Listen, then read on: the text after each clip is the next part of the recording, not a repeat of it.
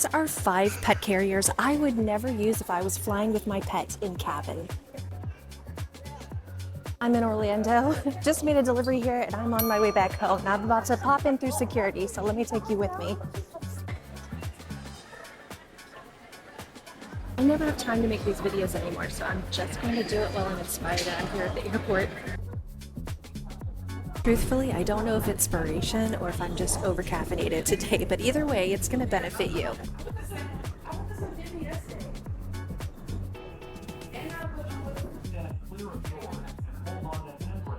You've got lots of options today whenever you are choosing a pet carrier for your flight, but there are a few things I want you to be aware of so that you don't make your pet uncomfortable and you don't risk yourself getting denied boarding. No one wants that whenever they're flying with their pet. So there are 5 pet carriers I would never use while flying with a pet in cabin. I would never use a pet carrier that has a stiff steel frame. And here are a couple of reasons why. There are many pet carriers out there that are designed to be stable and they're high quality and they're very durable and they're meant to last a long time and they're meant to hold its shape really well. But you're gonna have problems when you go to put the pet carrier underneath the seat because that wireframe is going to be so stiff, it's not going to flex underneath the airline seats.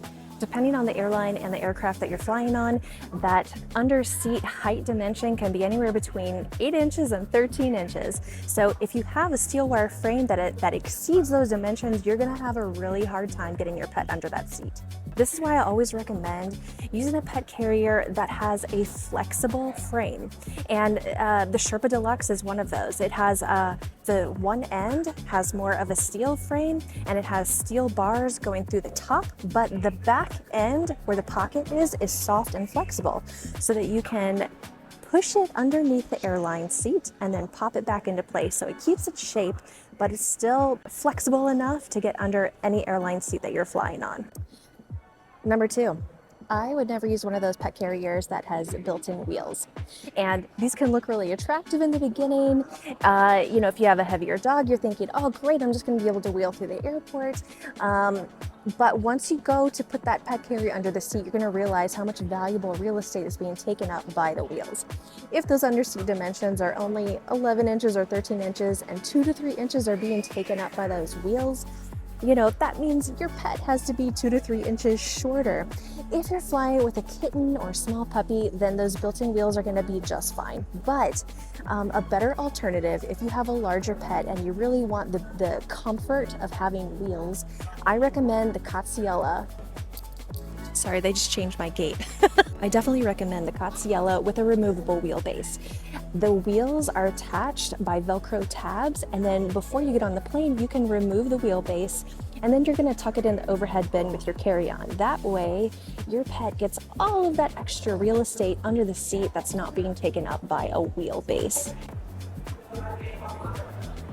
Number 3. I would not use any of those pet carriers that are sort of pod shaped or cocoon shaped because once the pet is underneath the seat, you can't see them and you have very little access to them. They only have zippers on the top and they don't have much ventilation.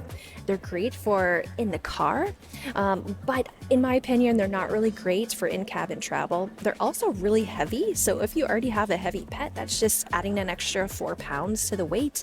And I think ventilation is far more important than the privacy of your pet. There are many times where I will put a blanket over a pet carrier to give a cat maybe a bit more privacy, but that is so easy to do, and you're gonna have far better ventilation and overall comfort for your pet while you travel. Number 4, a sure way to get denied boarding is to show up to the airport with one of those little crossbody hammocks or one of the luxury little totes that your pet goes in where their head pops out of the front. Those are amazing if you're headed to the mall, you're going to the grocery store and you want to take your pet along with you, but they are not TSA approved and the airlines are not going to let you do that. Ever since they've done away with the emotional support animals on in-cabin flights, any pet that flies on a US air carrier or internationally for that matter is going to have to travel inside of a TSA approved pet carrier underneath the seat in front of you. Okay, number 5, and I know I'm going to get pushback on this one, but I am not a fan of the pet backpacks when it comes to in-cabin pet travel. Again, there are some that are very well made, they're very trendy, they're very cute, and there can be some benefits to being able to just travel with your pet on your back. But for me, I want better access to the pet. I want to be able to see him. I don't know what's going on when he's on my back, and truthfully, once you get in the cabin, the shape of those pet backpacks really take away, again, a lot of essential real estate that you want for your pet's comfort.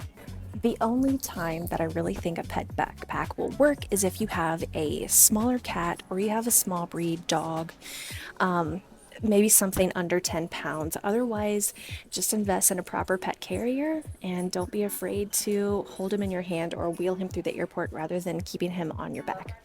There have been some times where I've used a pet backpack and put it on the front of my body, and I didn't mind that at all. It was fine.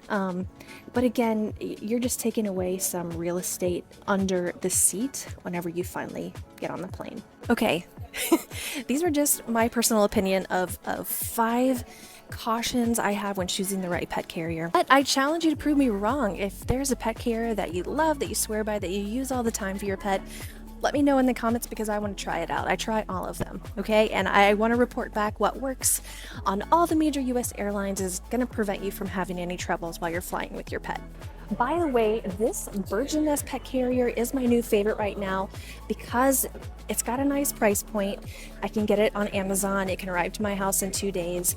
It's got one of the dome shapes. It's well made, lots of ventilation on 4 sides, and it's worked for every pet that I've traveled with on all the major US airlines.